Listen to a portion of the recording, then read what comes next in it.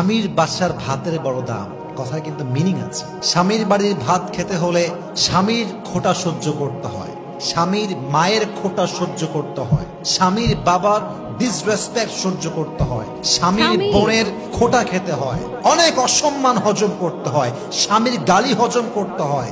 তাই মেয়েরা বলে স্বামীর বাড়ির ভাতের বড় দাম। আমি কথা বলবো, কথা সত্য, তবে একটা কথা অ্যাড করতে হবে। যদি আপনার স্বামীর বাড়ির ভাতের দাম এত বেশি মনে হয়, তবে মাথায় রাখবেন বিয়ের পরে স্বামীর বাড়ির ভাতের দাম যে পরিমাণ বেশি, আপনার নিজের বাপের ঘরের ভাতের দাম তার চেয়ে বেশি। বুঝবেন, জাস্ট তালাকটা নিয়ে বাসায় যান, তাহলে বুঝবেন। জাস্ট তালাকটা হোক, বাসায় যান, 3 মাস থাকেন, 4 মাস থাকেন, 5 মাস থাকেন, স্বামী নাই তালাক হয়ে গিয়েছে, তখন বুঝবেন স্বামীর বাড়ির ভাতের দাম বেশি নয়, এখন তো মনে হচ্ছে বাপের বাড়ির ভাতের দামই বেশি হয়ে গিয়েছে, ঠিক কিনা বলেন?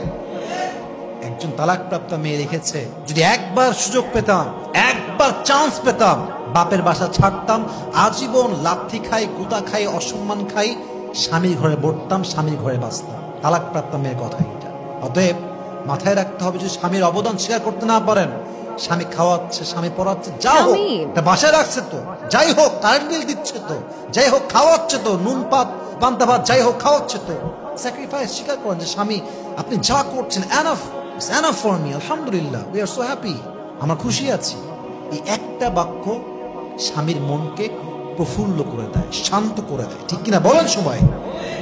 স্বামীর যে পরিবার, বাবা মা, তার ভাই, তার বোন, সবাইকে রেসপেক্ট দেয়, সম্মান করে।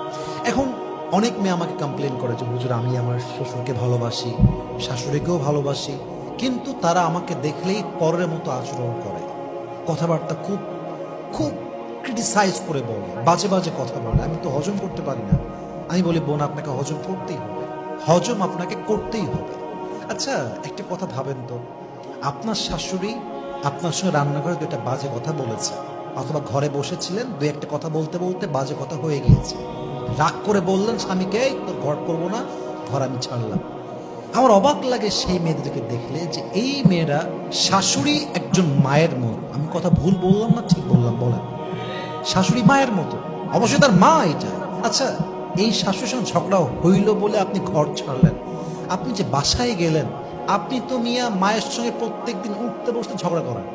হ্যাঁ, মেয়েরা ঝগড়া করে মায়ের সাথে, রান্নাঘরে ঝগড়া, খাইতে বসে ঝগড়া, রুমের মধ্যে ঝগড়া। তার মানে কি? একসঙ্গে থাকলে ঝগড়া হয়, স্বাভাবিক, ন্যাচারাল। তো আপনি মায়ের সঙ্গে ঝগড়া করলে সহ্য করতে পারেন কেন? ওইটা আপনার রক্ত। আর শাশুড়ির ঘরে সহ্য করতে পারেন না কেন? ওইটা আপনার রক্ত নয়। এই মাইন্ডসেট চেঞ্জ করেন। শাশুড়িকে একদম নিজের মায়ের মতো দেখবেন। শাশুড়ি ওল্ড জেনারেশন, আপনি নিউ জেনারেশন। আপনার শাশুড়ির চাইতে আপনাকে আরো বেশি স্মার্ট হতে হবে, তবে আপনি সাংসারিক জীবনে সুখী হতে পারবেন, ঠিক কিনা বলেন?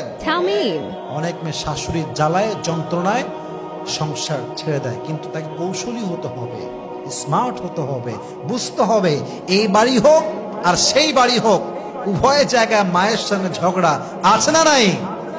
Take it easy, make it easy. আপনি আপনার হাজবেন্ডের সমস্ত রিলেটিভসদেরকে যতটুকু পারা যায় সম্মান করবেন।